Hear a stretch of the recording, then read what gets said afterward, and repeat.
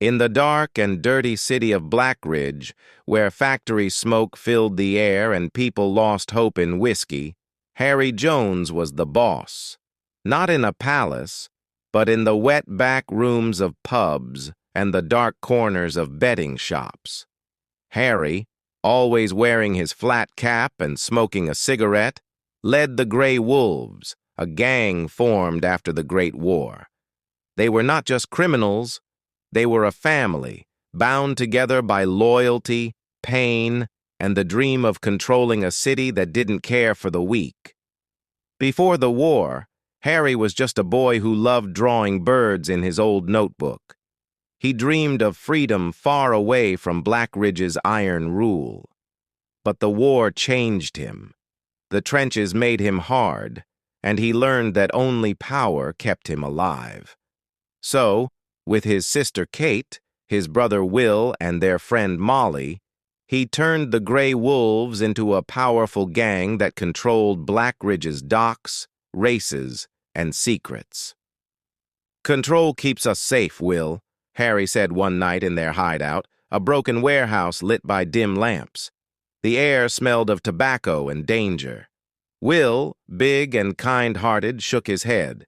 "Safe? We're always fighting, Harry. How is that safe?" Harry smiled, his smile sharp like the blade in his cap. "It's the only way to be kings here." The Grey Wolves were strong, and people spoke their name in fear. But danger was waiting. Frank Hill, the leader of the Red Vipers gang, wanted revenge. Frank was cold and charming, and he had an old score to settle with Harry. One foggy Monday, Molly, the gang's smart scout, heard something while sitting in the Black Horse pub. She was pretending to drink, but she heard Frank's voice through a thin wall. "The Joneses think they're safe," Frank said. "But Harry embarrassed me once, and I'll never forget. We'll attack their dock warehouse tomorrow. Take everything." Molly left the pub quietly and ran to tell Harry. "Frank's coming for us, Harry," she said out of breath. "Tomorrow night at the docks. He wants to destroy us." Harry leaned back, lit his cigarette, and said calmly, "Good. Let him come. We'll show him who really owns Blackridge." Kate, who handled the gang's money and secrets, looked worried.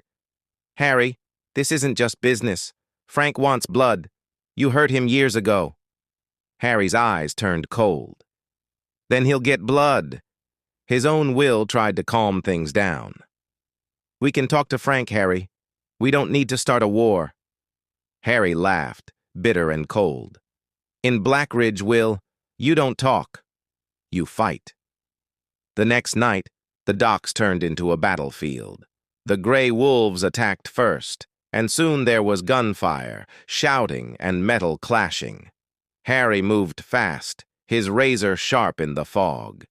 By midnight, the Vipers ran away, leaving 2 dead and the warehouse half burned. But the victory had a cost.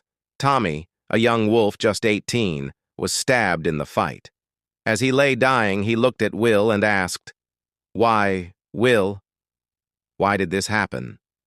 Will felt a deep sadness. His brother's need for revenge was a heavy burden.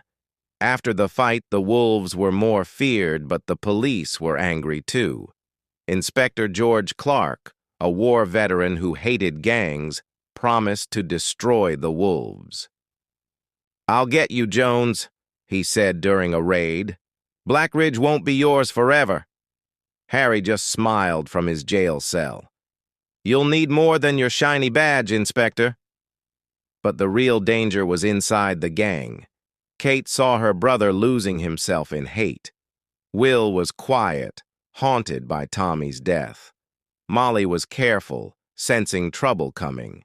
And Harry was too focused on revenge to see the family falling apart. Frank Hill was more than a rival. He was a ghost from Harry's past, a reminder of a bad deal that had ruined Frank's name. Harry wanted to destroy him. One night, Kate confronted Harry. This fight with Frank, it's killing us. This isn't just about Blackridge. You're making it personal." Harry's eyes turned hard. "He crossed me, Kate. He doesn't walk away from that." "You crossed him too," she said. "Let it go, or we'll all be lost." Harry didn't listen. He heard about a London smuggler, John Reed, who could bring enough guns to finally finish Frank. They met in an old, abandoned factory outside the city. The factory was cold and broken, filled with shadows. Harry, Will, Kate, and Molly arrived, guns ready. John Reed was waiting with his men. "You want power, Harry? It will cost you," John said, smiling. Harry pushed a bag of money forward. "What do you want?" "Loyalty," John said. Before Harry could reply, Frank Hill stepped out of the shadows. "Surprise, Jones. You're not the only one making deals." It was a trap. Frank had joined with John to destroy the wolves. Gunfire filled the factory. Will fought to protect Kate as she shot back. Molly hid behind boxes, shooting carefully. Harry's razor flashed, but there were too many enemies. Frank aimed at Harry, his voice full of hate. "You ruined me once. Now I ruin you." Will jumped in front of Frank's gun.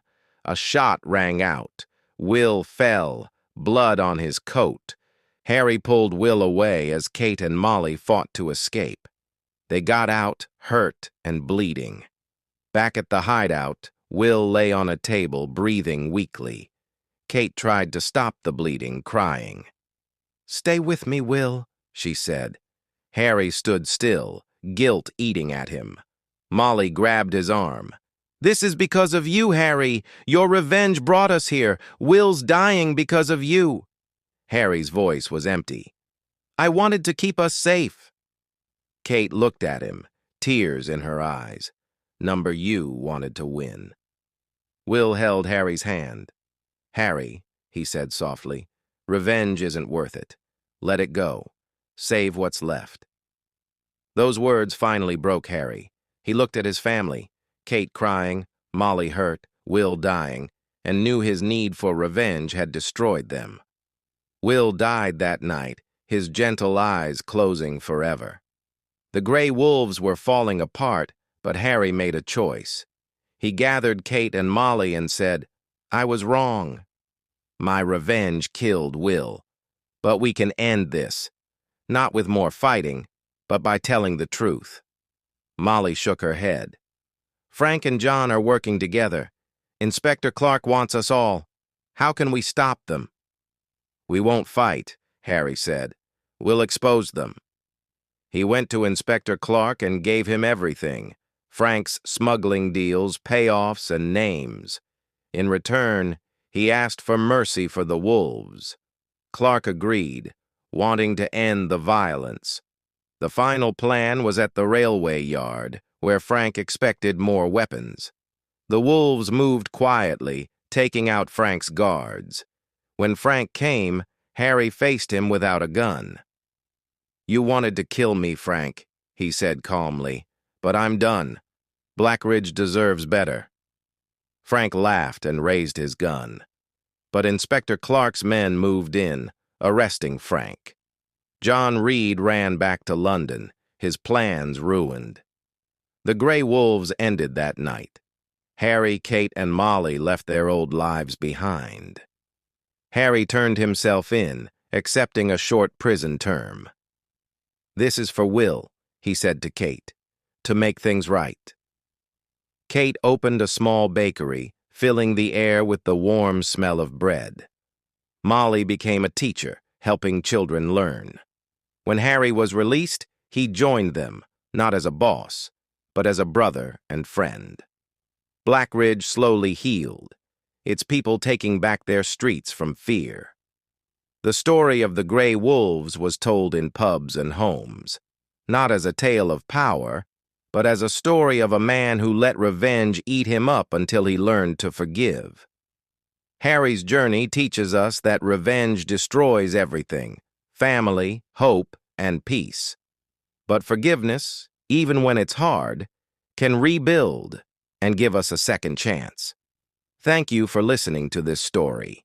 If you enjoyed this, please like, share, and subscribe, and comment below on which topic you want the next video. More stories are coming, and more English too. Thank you.